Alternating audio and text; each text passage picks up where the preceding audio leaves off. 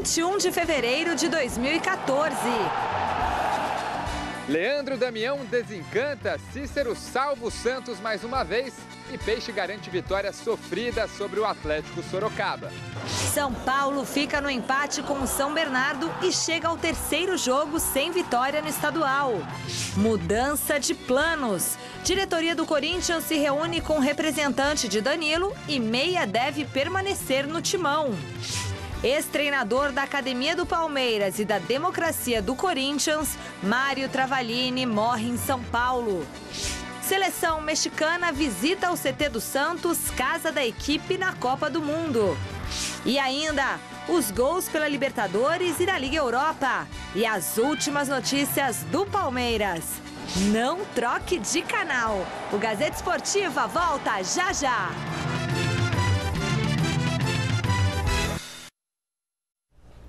Olá, muito boa noite. Seja bem-vindo ao Gazeta Esportiva.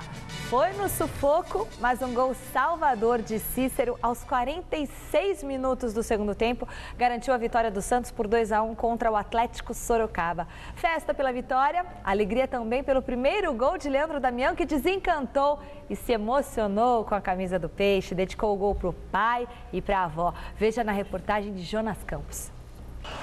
O técnico Oswaldo de Oliveira definiu bem o que aconteceu na noite desta quinta-feira na Vila Belmiro. Na verdade, foi um jogo de 3 fases, né? Então, vamos a elas, professor. Qual seria a primeira fase? A primeira, quando eles se comportaram eminentemente defensivos, fazendo uma linha de 5 com uma linha de 4.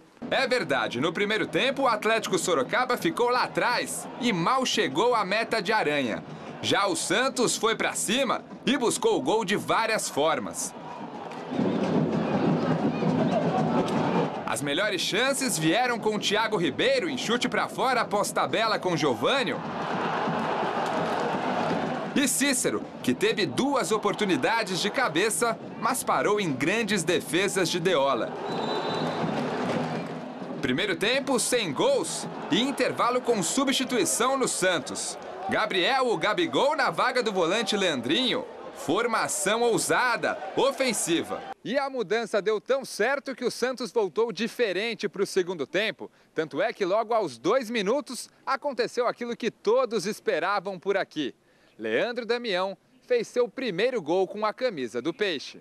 Cruzamento da direita, Giovânio não pegou bem na bola e ele, o camisa 9, estava lá para desencantar. 1-0 Peixe e emoção na Vila. Não fez mais que a obrigação dele. Seria tudo normalíssimo se não houvesse tanta especulação, tanta conversa. Se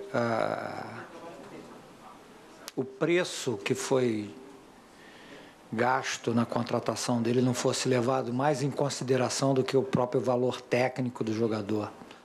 Mas, normalmente, essa é a função dele, estar ali naquela hora e fazer o gol. Nos minutos seguintes, o Santos cresceu no jogo. A dupla Gabriel e Damião teve bons momentos. Thiago Ribeiro quase marcou. E o Gabigol perdeu chance clara. Mas aí veio a segunda fase da partida. Fizemos o gol e aí eles tomaram a iniciativa de partir para cima. O Atlético Sorocaba, de fato, saiu para o jogo, não quis nem saber. E aos 25 minutos, Danilo Alves deixou tudo igual na Vila.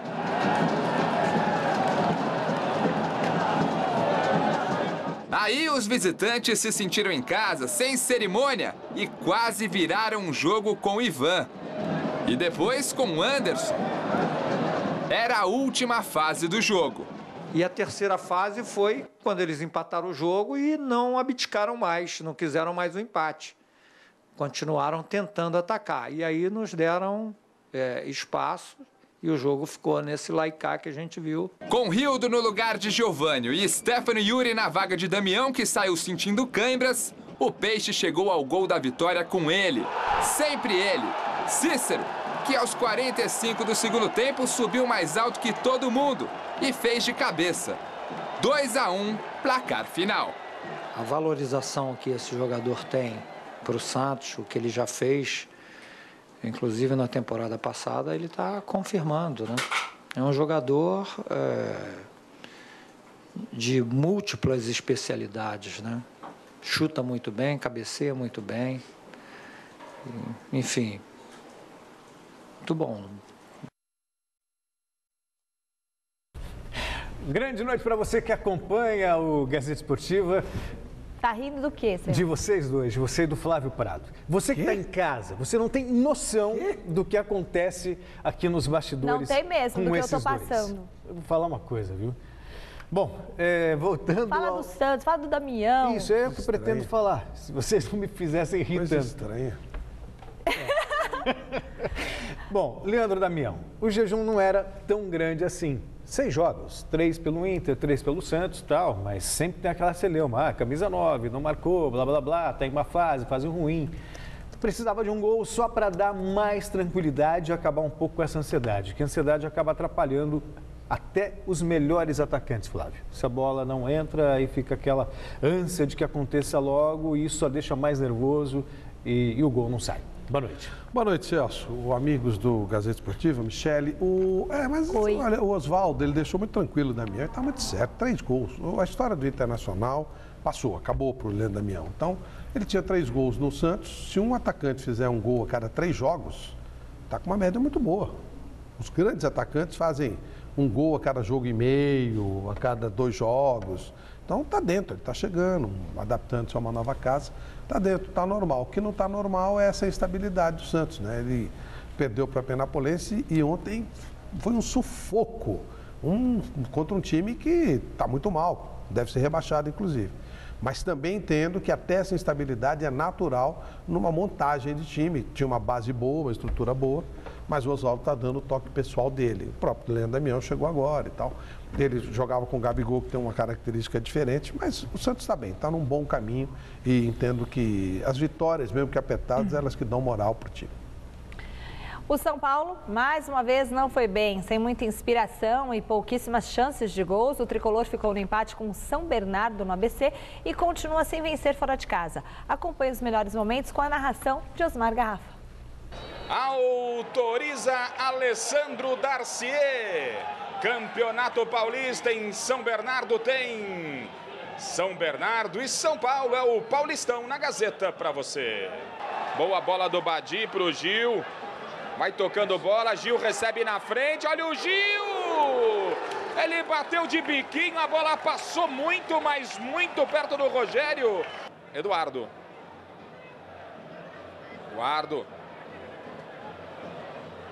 A bola era pro Gil, ele pegou, bateu, Rogério! Luiz Fabiano. Olha o Evandro, partiu, boa bola. O Evandro pintou o gol, olha o gol, olha o gol. Não! Não! Evandro, não! Evandro, não! Impressionante o garoto Evandro. Álvaro Pereira, direto, ouviu o desvio, gol!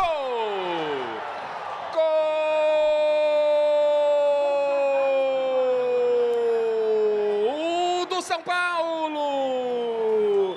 Na batida de falta do Álvaro Pereira. Houve o desvio na zaga, matando o goleirão Wilson Júnior. Na marca de 25, São Paulo faz 1-0. Álvaro Pereira.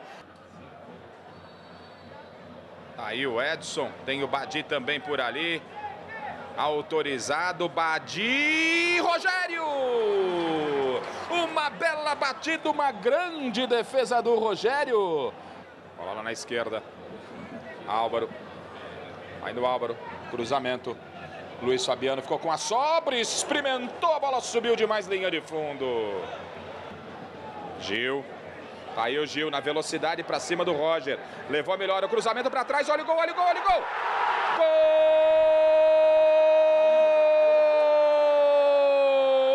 Gol do São Bernardo Marino. O Gil ganhou do Roger. O Gil ganhou do Roger, fez o cruzamento. Marino chegou de frente, chegou livre, sem marcação e encheu o pé. Empata o São Bernardo aqui na Vila Eulina. Agora São Bernardo 1, São Paulo também 1. Eduardo. Cruzamento para dentro da área, chegava o Marino.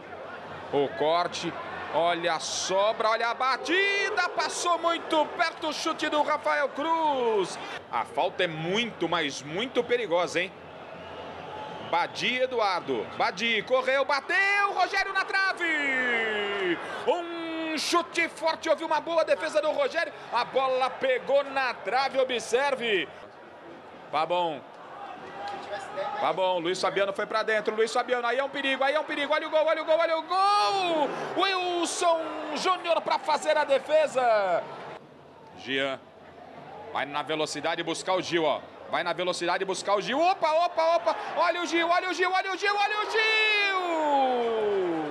O Paulo Miranda saiu catando o cavaco, escorregou e o Gil ficou livre com o Rogério. Agora sim, bela bola. Bela bola do Ganso aqui pro Osvaldo. Se livrou do primeiro, vai no fundo, cruzamento para trás, Luiz Fabiano.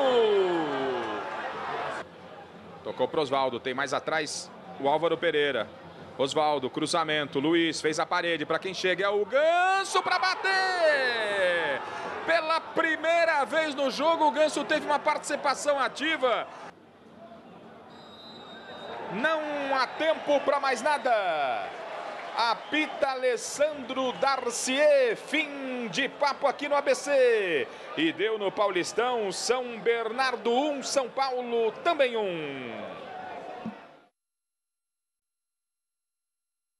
No vestiário do São Paulo, além de se falar do empate e do fato da equipe não ter vencido ainda fora de casa no Campeonato Paulista, muito se comentou sobre Paulo Henrique Ganso. Muricy Ramalho e Rogério Ceni falaram sobre o tema, mas ambos preferiram proteger a principal estrela do clube. O jogador que veste a 10 como ele é o protagonista do time. Para mim, ele é o grande atleta, é um gênio com a bola no pé. E eu acho que não é ele, é o conjunto todo tem que render mais e com isso vai sobressair o talento, o futebol dele. Mas o Ganso para mim, é um dos jogadores mais talentosos que eu trabalhei, não nessa geração, em todos os 20 anos de São Paulo, jogadores mais talentosos que eu vi jogar. O Ganso está fazendo o futebol dele, não dá para estar discutindo o tempo todo aqui, você faz essa pergunta todo jogo, já está até chato de responder, né? Vai me desculpar, né? Mas faz às vezes com razão, né? As vitórias elas precisam acontecer, né? Isso é fato, porque nós temos 14 pontos hoje, só 4 de diferença para o Linense, que é o terceiro colocado, já 4 atrás do Penapolense, que tem 18, né? Então não é nem fora ou dentro de casa, isso depende, né? As vitórias dentro do Campeonato Paulista elas são fundamentais, porque o time grande, em tese, é o favorito de cada grupo e tem que vencer, tem que se posicionar à frente, como o Palmeiras e Santos estão fazendo nos seus grupos, né? E o São Paulo e o Corinthians, infelizmente, não estão conseguindo fazer no grupo A e no grupo B. A gente não está jogando o que a gente tem que jogar. A gente ainda está, volto a repetir, está jogando um nível razoável, né? Então é por isso que a gente não ganha fora de casa. Tem que melhorar muito mesmo para ganhar, né? E a preocupação, ela existe em todo sentido, né? Não de pontuação, porque eu acho que a gente classifica, né? Mas em termos de você chegar nas finais com um time já...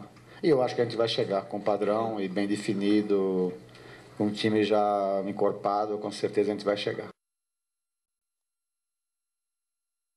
É evidente que o tempo que se dá para o Santos se dá para o São Paulo, mas o São Paulo ontem, o Muricy, trecho dessa entrevista, ele disse o seguinte, que o time do São Paulo, ele está com muita pressa. Na verdade, existem setores com pressa e setores lentos. E é isso que não está dando certo no São Paulo. O meio campo é meio campo lento. E o ataque é muito veloz. Então, o que acontece? Chega com pouca gente à frente. Ou demora muito para fazer a marcação lá da frente, porque tem gente lá. Quando a bola passa pelo meio, não teve um primeiro combate. O time de São Paulo é um time muito comprido, muito largo.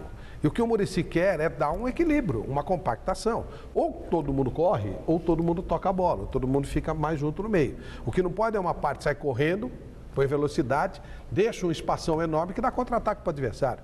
Todos os jogos de São Paulo têm sido assim, com a Portuguesa foi igual. São Paulo teve um monte de chances e aí o menino, que é ótimo, tem 17 anos, poxa, esse menino tem muito futebol. Errou esse lance, paciência, acontece. Mas tem um monte de lance do São Paulo e um monte de lance do São Bernardo. Não há equilíbrio, é uma coisa completamente maluca. Não dá para jogar assim. Você tem que ter uma certa segurança, um certo controle, especialmente quando o seu time é mais forte. Então, acho que esse ponto de acerto é que o Muricy ainda está buscando. Ontem já protegeu mais o lado direito com o Paulo Miranda. Enfim, vai se acertando. Mas ainda está faltando um pouco para que o São Paulo chegue naquilo que a gente espera. Até alguns reforços chegaram, né, Flávio? O Paulo Pereira acho bom jogador. Muito bom. Né? Muito bom jogador e leva um tempinho para acertar bom que também. Um jogador de velocidade tem que ser moldado. Senão... Exatamente. Isso leva tempo, tempo de ajuste. Souza, volante. E aí é essa história, porque fica essa cobrança em relação ao Campeonato Paulista.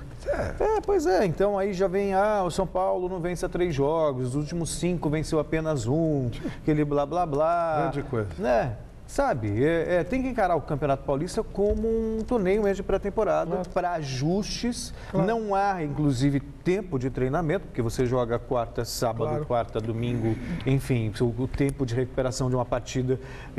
Depois você tem a véspera da partida, então resta muito pouco tempo para você treinar de fato. Quer dizer, o jogo acaba sendo treino. E aí, com cobrança, com tudo, a coisa leva um pouco mais de tempo para ser acertado.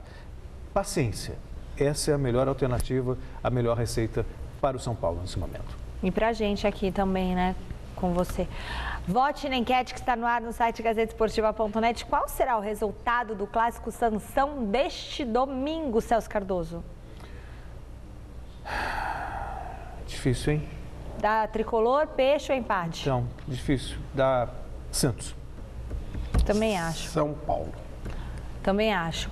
Então, você que está em casa... Se eu falei da Santos, você falou também acha. Ele falou que da São Paulo, você falou que também acha. Também acho. E aí? Acho que tudo é possível no futebol, com uma caixinha de surpresas, já dizia o sábio ditado popular. Então, você que está em casa, eu quero saber o que você acha. Acesse o site e vote. Resultado no fim do programa de hoje, porque o jogo é domingo. Mais uma partida completou a 9ª rodada do Paulistão.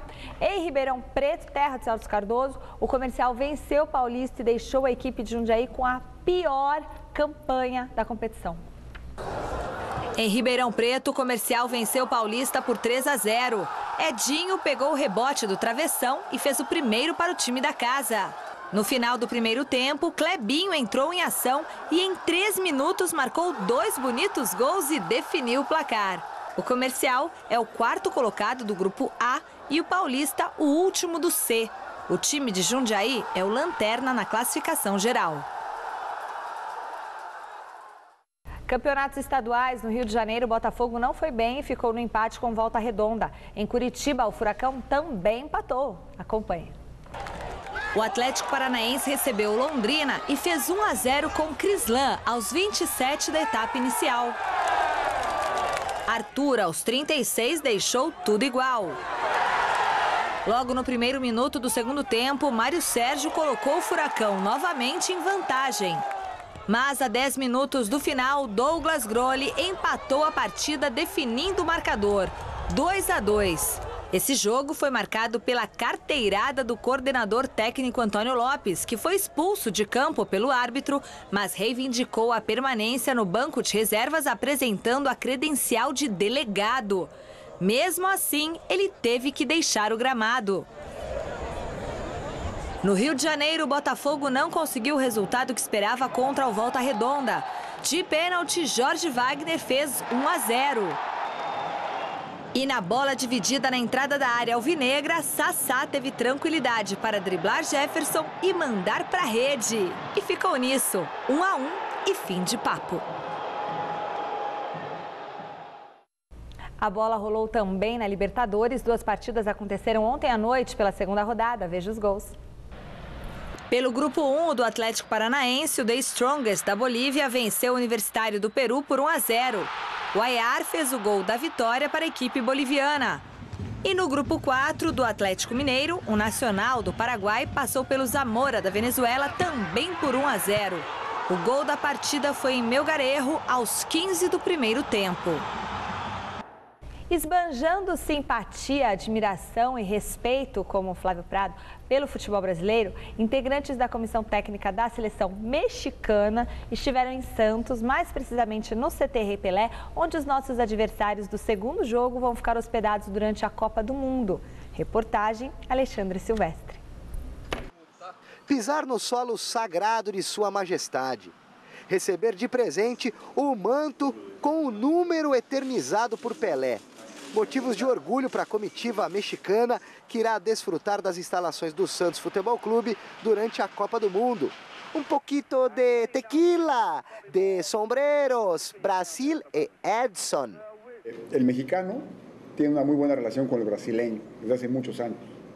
Tuvimos la oportunidad de ver de jóvenes ser campeón del mundo a Brasil en 70 con Pelé ahí. Tenemos una gran ánimo, vamos a decir, por el Santos. La ciudad es muy bonita, tiene playa, está cerca de Sao Paulo, tiene su aeropuerto, buenos hoteles, buenas instalaciones. Y desde que venimos aquí, después de todas las posibilidades, fue una gran opción. Estamos muy contentos de que la selección mexicana esté aqui e que muitos aficionados venham aqui a essa cidade. Essa relação de amizade construída desde o Mundial de 70 pode contribuir com a atmosfera pró-México durante a Copa no Brasil. Menos, é claro, no segundo jogo do Grupo A, quando iremos nos enfrentar. Pues esperemos que el primero y el tercer partido estén con nosotros a full.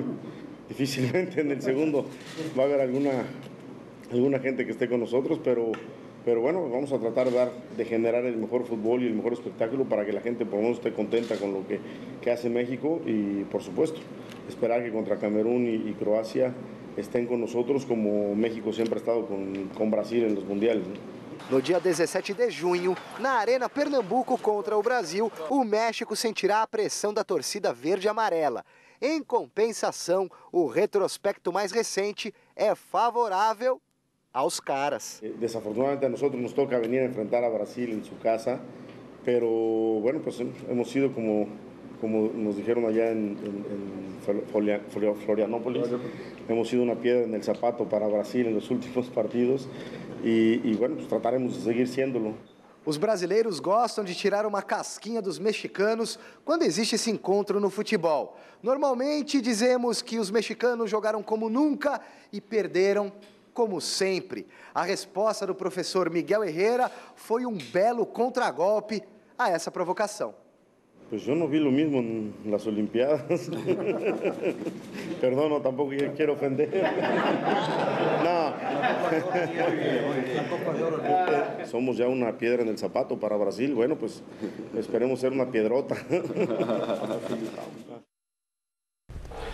Na verdade, eles mesmo é que falam isso, sabe? A imprensa mexicana, os mexicanos, eles adoram falar, jogamos como nunca, perdimos como sempre. Então, quando perde, eles mostram a foto do gol que sofreu, escrito assim, lo de sempre. Eles são dramáticos, né? Então, não mais que o argentino. Mas... Não, a Argentina é tango, eles fazem boleirões, né? Então, o negócio... Agora, um adversário difícil, sim. O México teve uma eliminatória horrorosa, mas agora se assentou e é um time perigoso. O América é a base, a comissão técnica é toda do América, ou seja, é um time que vai servir de base. Isso é sempre muito perigoso, a gente sabe disso. Grandes seleções foram moldadas e montadas dessa maneira. Agora, o Brasil jogando em casa não deverá ter problemas nos 3 primeiros jogos. Imagino que não, acho que o Brasil passa bem.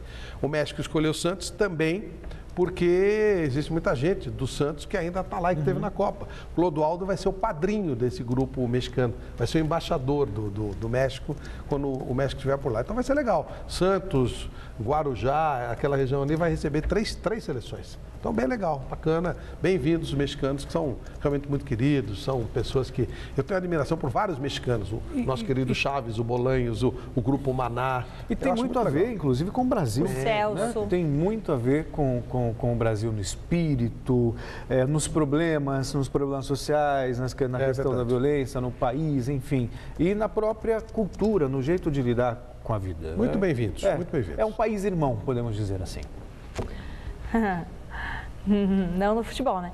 Na semana passada, a Prefeitura de Recife anunciou que não iria realizar a FanFest, evento que acontece durante a Copa do Mundo para torcedores que não vão aos estádios assistirem aos jogos. Porém, a decisão pode levar a FIFA a acionar a administração da capital pernambucana na Justiça. Recife é uma das 12 sedes da Copa do Mundo.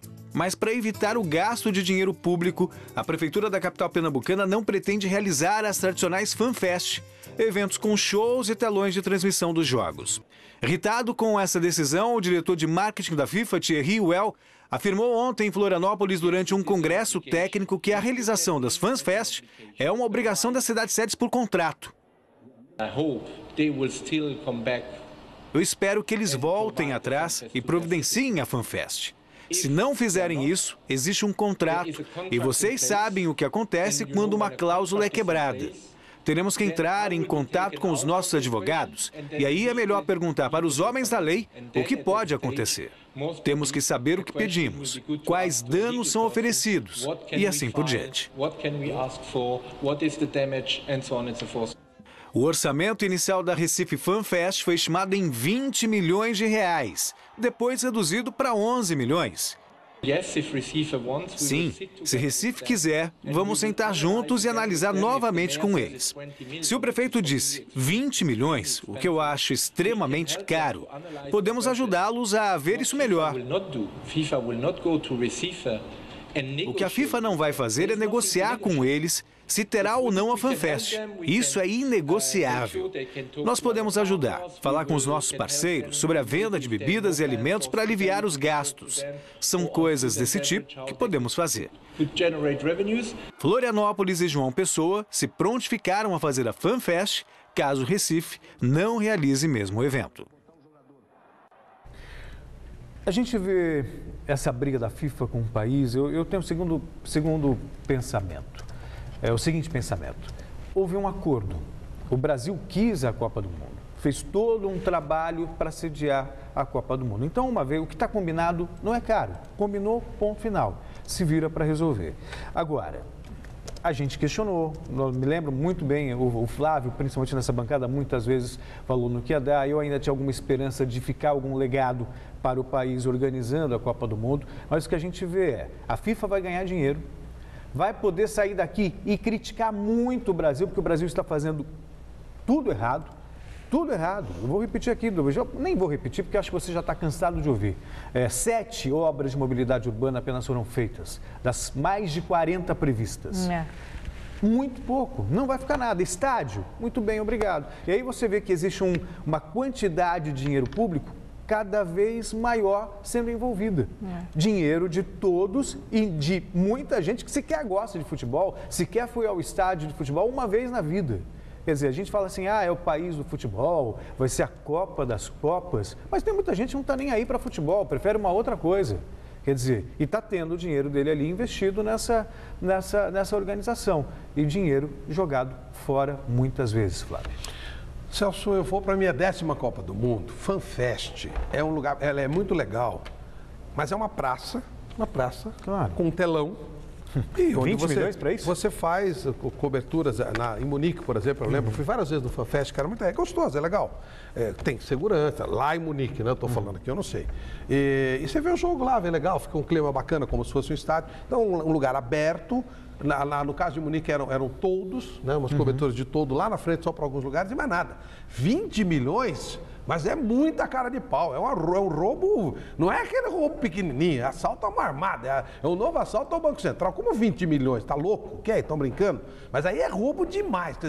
É lógico que a Copa do Mundo foi feita no Brasil para que se roubasse muito. Foi um presente do Joseph Blatter, na época amiguinho do Ricardo Teixeira, para que eles roubassem muito aqui, fizessem todo o esquema deles e tal. E isso está sendo realizado com muito mérito. Agora, tem hora que os caras passam no limite. 20 milhões para fazer um FanFest, vai te catar. E tem que fazer, porque foi prometido, está no contrato e tem que fazer, sim senhor. Não fizesse a Copa, que era o que eu desejava. Não vejo nenhum sentido de Copa do Mundo no Brasil, não precisa agora 20 milhões por um FanFest, 11 milhões. Vamos catar coquinho, vamos ser ladrões no inferno, pô. O futebol brasileiro está de luto. Morreu ontem, aos 81 anos de idade, o ex-técnico Mário Travaglini, o homem que comandou a democracia corintiana e a academia do Palmeiras. O ex-treinador Mário Travaglini nos deixou na noite da última quinta-feira. Uma história impecável no futebol, com passagens marcantes por vários dos principais clubes do Brasil. Não há uma pessoa sequer que não lembre dos bons momentos vividos por ele. Era uma pessoa íntegra, né? Acho que uma pessoa maravilhosa que nós conhecemos e é sempre triste, né? Quando acontece, né, o falecimento. Mas eu acho que ele está indo para um lugar muito bom, né? Porque foi uma pessoa muito boa. O Mário foi um baita treinador, com muito nome, foi campeão de várias equipes, um companheiro 100%. No tempo que eu estou aí no futebol, para mim é um dos maiores conhecedores de futebol que eu trabalhei. Não só dentro de campo, mas como fora também. Mário Travalini tinha 81 anos de idade. Estava internado num hospital aqui em São Paulo desde o dia 6 de janeiro. Apresentou certa melhora no quadro de saúde, mas acabou não resistindo a um tumor no cérebro. Foram 7 anos lutando contra a doença. Uma batalha que foi enfrentada de frente, como ele sempre fez no futebol. Seu Mário, como era conhecido pelos jogadores, foi um visionário, sendo responsável pela mudança no estilo de jogo dos times brasileiros. No bastidor, o Mário inventou muita coisa. Maneira tática de jogar, volante, 4-4-2, que não foi ele que inventou, mas jogava. O trato com o jogador, foi importante o trato com o jogador, quer dizer, saber levar essa turma toda que às vezes falta um pouquinho de diálogo, né? Fez sucesso no Palmeiras, comandando a academia de futebol na década de 60. Até na Portuguesa, onde ficou por pouco tempo, marcou época. Era um dos técnicos top da época, né? Todos os times queriam. E a Portuguesa, nessa época, fez um esforço muito grande, conseguiu adquiri-lo, né? Para trabalhar na Portuguesa. Disputamos o primeiro turno naquela época, Campeonato Paulista, muito disputado, muito difícil. Fomos à final com o Santos. E ele realmente era um técnico assim diferenciado, porque era tranquilo, era calmo. No Corinthians teve a honra de treinar a democracia corintiana, levando o time de Sócrates, Vladimir e Zé Maria a conquistar o Campeonato Paulista de 1982. O Mário, ele abriu o coração para a democracia. Ele, além de ser um paizão, ele conversava muito com o pessoal. E a abertura, com certeza, deve-se muito a ele. O relacionamento dos jogadores, pela facilidade que ele tinha em dar essa predisposição de se conversar e conversar bastante. Nas redes sociais, o Corinthians prestou uma homenagem ao eterno ídolo, agradecendo o ex-treinador. A história dele era tão grande que conseguiu ter reconhecimento de 2 dos maiores rivais de São Paulo. E antes de falecer, tinha um sonho. Fui no hospital visitar o Mário.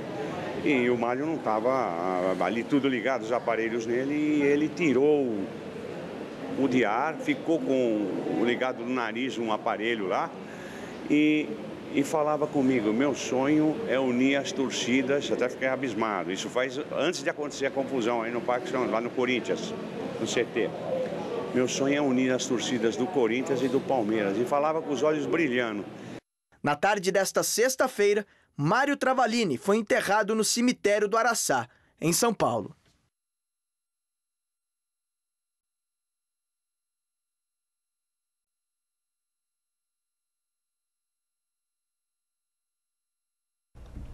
Olha, eu tive uma enorme convivência com o Mário Travalini. Desde que comecei no futebol, encontrei o Mário em várias situações.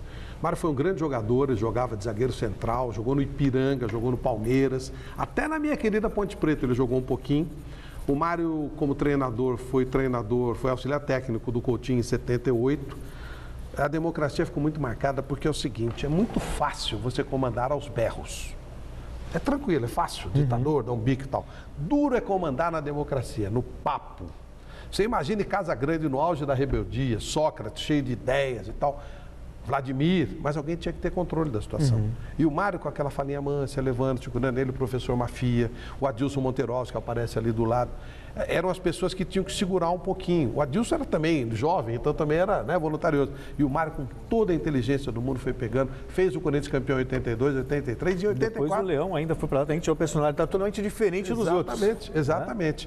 E ele, com a maneira de trabalhar, ele foi campeão no São Paulo, foi campeão no Corinthians, foi campeão no Palmeiras e foi campeão no Vasco da Gama. Foi o primeiro paulista, se é que algum outro foi, né, a ser campeão carioca no time do Rio de Janeiro. Quer dizer, um cara e um nível intelectual muito alto. Ele era formado em economia, trabalhou também no sindicato dos técnicos por muito tempo. Um cara queridíssimo, jamais ouvi o Mário levantar a voz, tal, sempre um cara de uma inteligência, um diferenciado, é o que eu digo.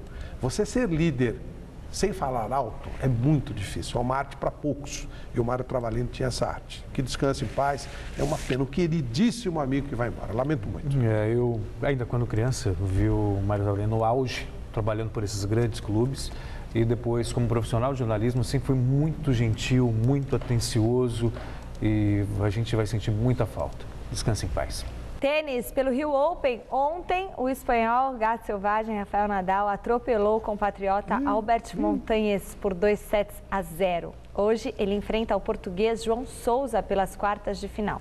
Pela chave feminina, agora à tarde a brasileira Teliana Pereira fez bonito e avançou à semifinal depois de derrotar a romena Irina Camelia Bego por 2-0. Neste momento, Tomás Bellucci disputa uma vaga na semifinal contra o espanhol Davi Ferrer. O jogo está empatado em 1-1. A partida está no terceiro set e paralisada por falta de luz na quadra principal. Que beleza, um apagão no Rio Open. Não teve VT, você não ia começar miado de Celso, miado de Michel. Vamos em frente. Ah, está certo. Bom, você que acompanha o Gazeta Esportiva pode falar com a gente, pode mandar sua mensagem, dar o seu alô para a nossa equipe pelo Twitter, @GazeteEsportiva. Tem os nossos Twitters também, é só você seguir. No YouTube, youtube.com/AgazeteEsportiva.tv, página no Facebook GEsportiva.net. Beijinho para a mamãe do nosso estagiário Gabriel, a Carol, que sempre nos assiste. E também quero mandar um beijo para Ailton Lopes, de Rancharia, São Paulo. Lemuel Bonfim, Aracaju, Sergipe. Daniel Paulucci, de São Bernardo do Campo. Gabriel Luiz, de Carapicuíba. O Mauro Kizar, de Belém. Não sei se é Belém do Pará ou se é o bairro do Belém, aqui Belenzinho. Deve ser Belém do Pará, né? Vila Medeiros, o Bruno Ribeiro. Muita gente escrevendo pra gente. E o Augusto, de Uruçanga, Santa Catarina, que o Celso conhece bem. E Nelson Teles, de Jundiaí. Um beijo. E gostaria também de mandar um grande abraço para um amigo que está fazendo aniversário hoje. Quem? O Luiz Santista, da RTP. Então, um grande abraço e comemore seu aniversário de maneira muito feliz. Eu quero parabenizar o pessoal da Moca, que escolheu uma madrinha linda para o Mó Carnaval. Ah, obrigada, é verdade, Flávio Prado. Amanhã tem o Mó Carnaval do Mundo. A partir das 4 da tarde sai o trio elétrico, saem os carros, vai ter passeata no bairro da Moca. O melhor carnaval do Brasil, tá? Amanhã eu espero você. A melhor madrinha também. A melhor madrinha, mais bonita, mais simpática, mais charmosa, que sou eu. Tá, mas aí não vale, né? Bom, então amanhã eu te espero, tá? Domingo, a partir das 9h30 da noite, você já sabe, tem o Mesa Redonda Futebol Debate com o apresentador mais gato da televisão brasileira, Flávio Prado. É o melhor programa esportivo do mundo, do Brasil. De domingo, olha, tem tudo sobre a rodada do Campeonato Paulista, todos os detalhes do Clássico Sansão, os ambientes das torcidas, as entrevistas nos vestiários e os melhores lances. O Celso Cardoso está com ciúme. Tem também os detalhes dos jogos do Corinthians e do Palmeiras, sem falar de reportagens especiais e do nosso time de comentaristas de primeira. Os convidados deste domingão são o ex-jogador Edmilson, o médico Dr. Joaquim Grava e um personagem do clássico entre Santos e São Paulo que, por enquanto, é segredo. Faz barulho? É o meu palhacinho. Flávio Prado, mais um Mesa Redonda em dia de clássico, não dá para perder, né? Não dá não, podemos ter até 2 convidados especiais do clássico, dependendo do que acontecer, vai ser muito legal, grandes debates, matérias especialíssimas, lindas, caprichadas, imperdível o Mesa Redonda do próximo domingo, 9h30 da noite, espero lá. E o senhor está rindo à toa? Ela está chamando o senhor de gato, porque você fica miando quando fala do Rafael Nadal. Ah, é? Eu pensei que era por causa da minha beleza. Não, não foi. Não, então tá bom. Eles brigam por mim, eles são muito apaixonados. Campeonato Carioca, o volante Márcio Araújo, que defendeu o Palmeiras nos últimos 4 anos, tem uma nova casa. Ontem ele foi apresentado pelo Flamengo. O volante estava sem clube desde o final do ano passado, quando acabou o contrato com o Verdão. Desde então, ele vinha treinando a parte física em São Paulo. Na apresentação ao rubro-negro carioca, Araújo evitou comparações com Elias, que brilhou com a camisa do clube na temporada passada e está em baixa no Sporting de Portugal. Márcio Araújo, por enquanto, só poderá atuar no Campeonato Carioca. Como as inscrições da primeira fase da Libertadores já acabaram, ele só poderá jogar a competição continental caso o Mengão chegue às oitavas de final. Boa contratação, Celso? Boa. Razoável? Eu gosto também. Gostou? Claro. Aliás, o Gilson Kleina gosta muito dele. Saiu por causa dessa pressão, essa frescura de cara que não entende nada de futebol e fica dando palpite. Só que às vezes aceitam, né? Bom jogador, sim. Além do Sansão em São Paulo... Desculpa, eu prefiro o Schweinsteiger, é óbvio, mas ele é bom jogador. Olha, agora você foi chique demais. Além do Sansão em São Paulo, nesse domingo tem clássico entre Tricolor e Alvinegro no Rio de Janeiro também. E o Fluminense vai com força máxima contra o Botafogo. O Fluminense terá o grupo completo para enfrentar o Botafogo domingo no Maracanã pelo Campeonato Carioca. Lógico que todo mundo está colocando a responsabilidade toda em cima do Fluminense, mas eu não coloco a responsabilidade toda em cima do Fluminense. Afinal de contas, é um clássico. Independente do que o Botafogo esteja pensando sobre o Campeonato Estadual, um clássico é sempre um clássico. A importância de um clássico é sempre importante e também a manutenção do primeiro posto, que é isso que a gente quer, buscar a liderança, principalmente até para a gente manter a nossa sequência de vitórias. Isso está sendo fundamental para a gente. O tricolor carioca está a 8 jogos sem perder. A gente tem que ficar tentando bater os recordes, entendeu? Então isso é importante. Não só um recorde de 8 vitórias depois de muito tempo, mas o importante é que uma vitória a gente continua ali praticamente em primeiro, no máximo em segundo lugar. A gente não está buscando o recorde, sim a sequência de vitórias para poder logo ter a classificação e principalmente o primeiro lugar que te traz uma vantagem numa fase final. Voltamos a falar do Campeonato Paulista, que vai ter o Corinthians jogando no Pacaembu, o Palmeiras em Ribeirão Preto, onde o Celso Cardoso começou a carreira dele como radialista, e o clássico entre São Paulo e Santos no Morumbi. Confira a rodada deste final de semana. Amanhã às 15h, o Audax Osasco enfrenta o Oeste de Itápolis. Um pouco mais tarde, às 4h, o Penapolense recebe a Ponte Preta. Já às 6h30, o Mojimirim tem pela frente o Ituano. No mesmo horário, o Bragantino joga contra o 15 de Piracicaba. E às 9h, o Corinthians tem compromisso com o Rio Claro. No domingo, às 4h, tem clássico entre São Paulo e Santos. Às 6h30, o Palmeiras visita o Botafogo de Ribeirão. O Paulista de Jundiaí tem confronto diante do Atlético Sorocaba. O Linense mede forças com o São Bernardo. E fechando a rodada, a Portuguesa encara o Comercial. Anotou? Bom, os jogadores do São Paulo se apresentaram após o empate com o São Bernardo em 1-1. Do CT da Barra Funda, as informações do Tricolor. Ainda sem vencer fora de casa, o São Paulo tem outro tabu a quebrar no Campeonato Paulista. Vencer seu primeiro clássico. É verdade que até aqui o Tricolor só enfrentou o Palmeiras e, na oportunidade, perdeu por 2-0 jogando no estádio do Pacaembu. Hoje à tarde, no CT, o técnico Muricy Ramalho comandou a reapresentação do elenco. No campo, apenas os jogadores que não atuaram os 90 minutos na partida de ontem contra o São Bernardo. Ou seja, a definição da equipe para o clássico pode ficar para o trabalho a pronto de amanhã. A tendência é de que o time apresente algumas novidades em relação à equipe de ontem. Na lateral direita, a dúvida está entre Luiz Ricardo ou Paulo Miranda. Rodrigo Caio deve voltar à zaga em lugar de Roger. E no ataque, o garoto Evandro deve ser mantido ao lado de Pabon e Luiz Fabiano. Daqui a pouco, Michele, o técnico Muricy Ramalho concede entrevista coletiva onde pode ou não confirmar a equipe.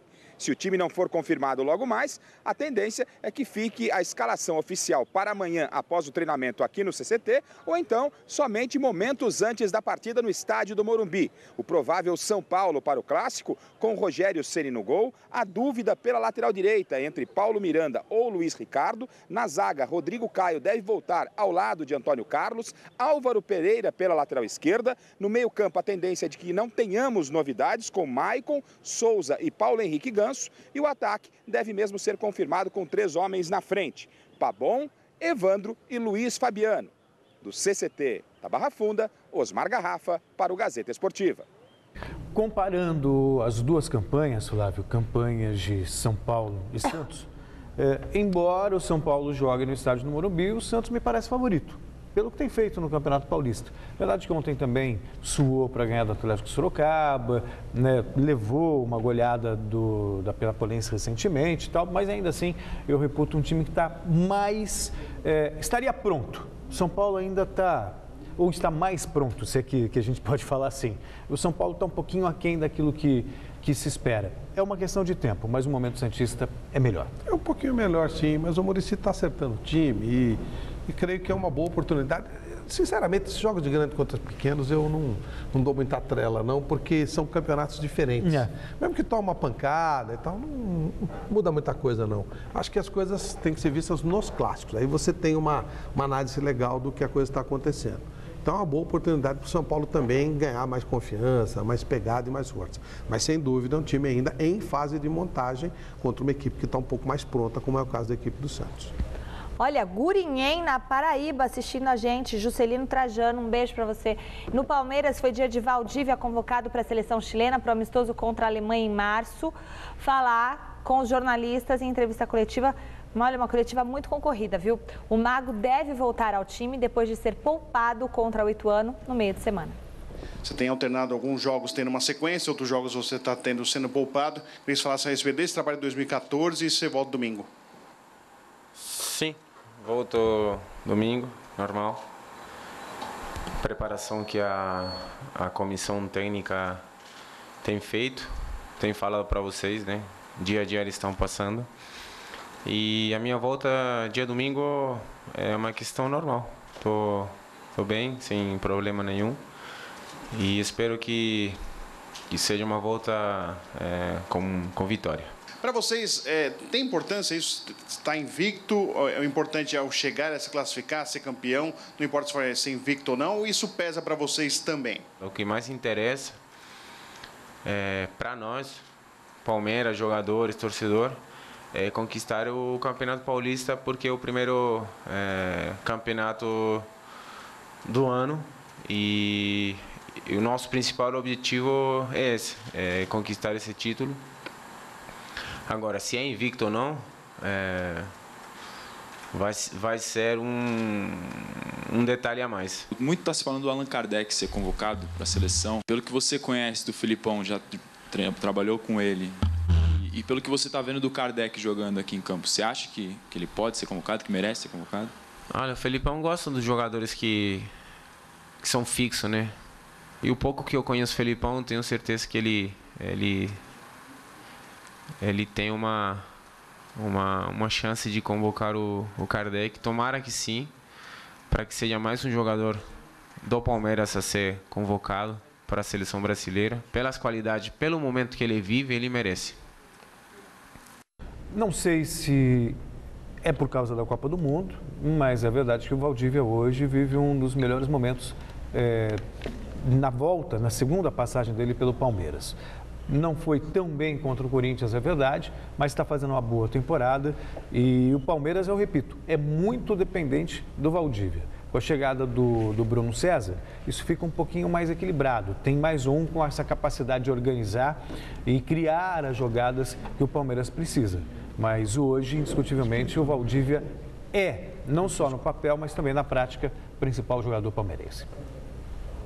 Muito bem, é hora de falar do Corinthians, que enfrenta amanhã às 9 da noite no Pacaembu, Rio Claro. O repórter Alexandre Silvestre esteve no CT Joaquim Grava acompanhando a sexta-feira do Timão. É o Celso. É o Celso. Enquanto o professor Mano Menezes posicionava o time titular no gramado, a imprensa, dentro da sala de coletivas, era orientada pela assessoria do Corinthians a não gravar imagens e sequer olhar para trás, onde o trabalho lá fora se desenrolava. Sinal dos tempos. Reabilitado no Campeonato Paulista, o Timão se prepara para os embalos de sábado à noite. Amanhã, 21 horas, contra o Rio Claro, vai tentar vencer a primeira no Pacaembu e seguir sonhando com classificação. É o lanterninha do grupo, com 11 pontos, mas dá para buscar. O vice-líder, Ituano, tem 15 e o líder, Botafogo de Ribeirão Preto, 16. Os reservas treinaram com bola em campo reduzido, entre eles o zagueiro Felipe. A conversa reservada com o técnico revela que o Beck perdeu a posição para Kleber. Emerson Sheik segue de fora. Guilherme volta ao time no lugar de Danilo. Cássio, Fagner, Kleber, Gil, Wendel. Ralf, Guilherme, Bruno Henrique, Jadson, Romarinho e Guerreiro é a equipe que encara o Rio Claro. Danilo continua negociando a prorrogação de contrato que termina em julho. A ideia é ficar até dezembro. Vai depender da proposta do Corinthians. Caso invasão ao CT, chefe de segurança do clube nega ter facilitado a entrada de torcedores naquela ocasião. E Paulo Guerreiro, uma das vítimas da violência, irá prestar depoimento na próxima segunda-feira. efetivamente o Guerreiro foi pegado pelo pescoço e tal, e tem que ir lá prestar depoimento mesmo, senão ajuda a bandidagem. E o Danilo, se fosse eu, manteria no time. Acho que é um jogador de muito bom nível, eu gosto. Claro, eu também acho que o Danilo, apesar de não viver um bom momento... 34 anos. Acho que ainda pode ser útil ao Corinthians. Claro. Senão, como titular, é uma peça importante e experiente para ajudar no que for preciso. Mais 6 meses de contrato tá bom, porque o contrato dele vence dia 31 de julho. Então, mais 6 meses. Mais 6 meses, acho que faz justiça. Tem que parar com essa história. Eu me lembro que o Alessandro foi tantas vezes escorraçado por torcedores, permaneceu, levantou a taça de campeão do mundo e tudo mais. Sabe, torcedor age com a paixão, mas dirigente tem que agir com a razão. E o Danilo acho que pode muito bem ser útil. Também acho. Resultado final da enquete do site gazetesportiva.net. Qual será o resultado do Clássico Sansão desse domingo? Vence o Santos, 49% dos votos. Olha, São Paulo só 29%. O Gazeta Esportiva desta sexta-feira fica por aqui. Um ótimo final de semana maravilhoso para você, com muita pizza, com muita felicidade. Mó carnaval amanhã, a gente se encontra no sábado. Calma, Barbosa. Um beijo, tchau. Até daqui a pouco no Jornal da Gazeta. Até já. Um abração, até domingo no Mesa, 9h30. Tchau.